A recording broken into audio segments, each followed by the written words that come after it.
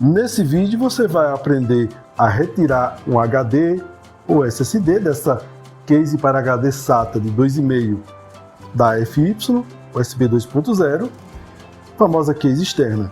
Esse tipo aqui, que tem a construção em alumínio, ela já vem parafusada. Tem 2 parafusos aqui, então se você colocou ou está com alguma dúvida, é só fazer a retirada do parafuso lateral com a chave Phillips. Não é um modelo mais grosso, é um tipo mais fino. Procure a chave ideal, fazer a retirada dos dois parafusos. E agora é só pegar aqui e puxar. Pronto. Retirada. Ela vem com a placa encaixada.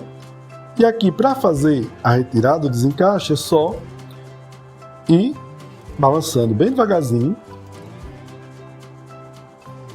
E ele vai sair. Para fazer a devolução também é muito simples. É só encaixar menor com menor, maior com maior.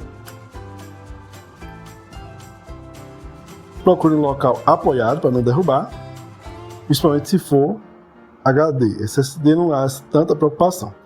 A parte de alumínio com a parte inscrita, todos os detalhes sobre a case para cima.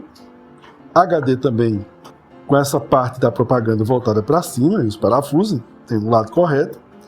E aí você vai encaixar novamente o HD externo. Pronto, encaixe perfeito. É só devolver os parafusos.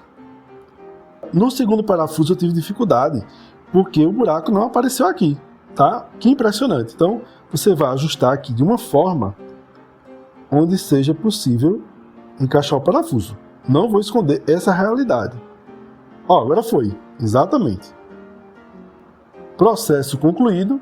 Se você gostou desse vídeo, deixe o seu like, faça sua inscrição e ative o sininho. Muito obrigado.